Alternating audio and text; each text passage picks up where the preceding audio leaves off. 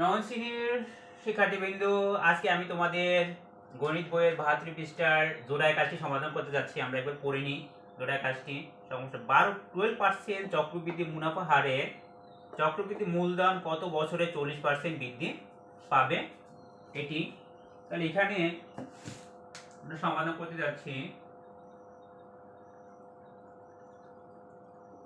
আমরা এখানে প্রথমেই ধরে নিচ্ছি, বলছে এখানে বলা আছে যে চক্রবৃদ্ধি মূলধন কত বছরে 40% বৃদ্ধি পাবে। মনে করি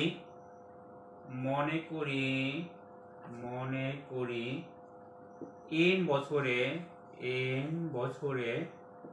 চক্রবৃদ্ধি মূলধন 40% বৃদ্ধি পাবে, 40% বৃদ্ধি পাবে। মনে করি n বছরে চক্রবৃদ্ধি মূলধন 40% বৃদ্ধি পাবে। তাহলে চক্রবৃদ্ধি মূলধন চক্রবৃদ্ধি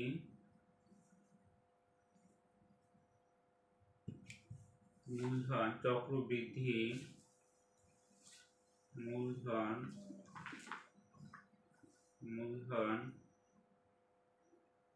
100 টাকা, চক্রবৃদ্ধি মূলধন 100 টাকায় n বছরে চক্রবৃদ্ধি মূলধন 100 টাকা n বছরে চক্রবৃদ্ধি মূলধন হয় চক্রবৃদ্ধি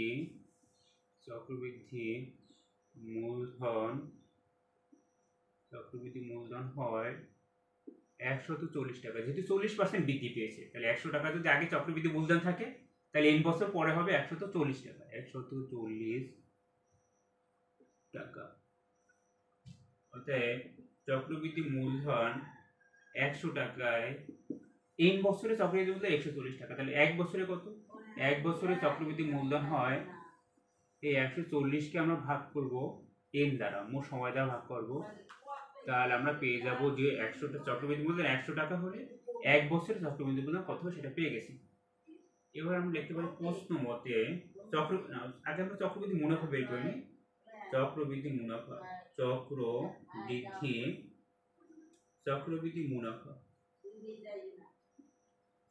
মুনাফা বের করে চক্রবৃদ্ধি মূলধন থেকে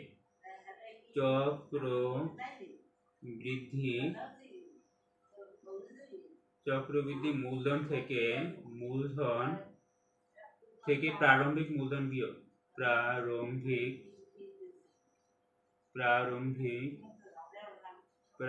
মূলধন বিয়োগ। তাহলে চক্রবৃদ্ধি মূলধন হচ্ছে এখানে এক বছরের সময়, এক বছরের ক্ষেত্রে চক্রবৃদ্ধি মূলধন হচ্ছে 140 বাই n। এক বছর আমরা সময় এক বছরের ক্ষেত্রে হিসাব করছি, কিন্তু মাইনাস প্রারম্ভিক মূলধন। এখানে বলে দেওয়া আছে কিন্তু যে 12% চক্রবৃদ্ধি মুনাফা হারে। তাহলে এখানে আমাদের প্রারম্ভিক মূলধন হলো 100 টাকা, ধরে নিচ্ছি 100 টাকা। তাহলে আমরা 100 টাকা আমরা এই প্রারম্ভিক মূলধন বিয়োগ করছি। তার আমরা লিখতে পারি প্রশ্ন মতে এখানে এই যে আমরা মুনাফাটা পেয়েছি, এটা কিন্তু এক বছরের মুনাফা। তাহলে 140 বাই n মাইনাস 100, এটি হলো এক বছরের মুনাফা। আর এই চক্রবৃদ্ধি মুনাফা কত? 12%, মানে এখানেও কিন্তু এটা মানে 100 টাকা, এক বছরের মুনাফা কত?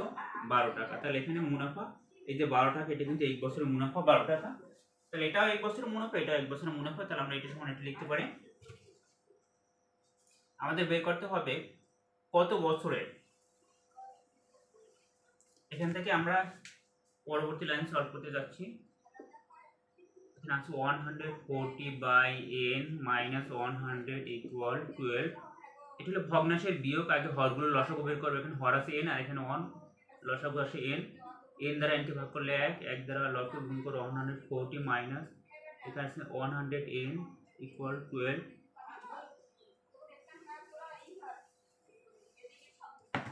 আমরা আর গুণন করতে পারি 140 মাইনাস 100n ইকুয়াল 12n।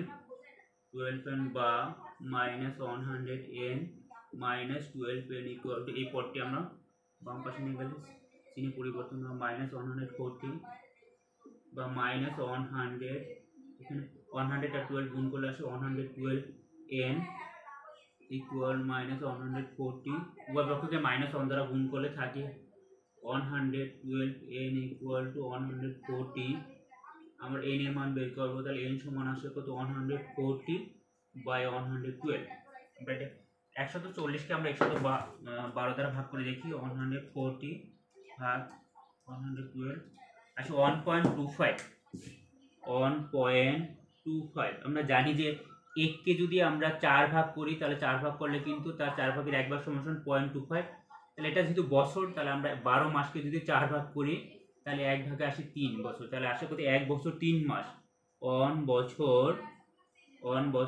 3 মাস অর্থাৎ তাহলে এখানে বলা আছে যে মুনাফা হারের মূলধন কত বছরে 40% বৃদ্ধি পাবে সেটা হলো 1 বছর 3 মাসে 40% বৃদ্ধি পাবে। ধন্যবাদ সকলকে।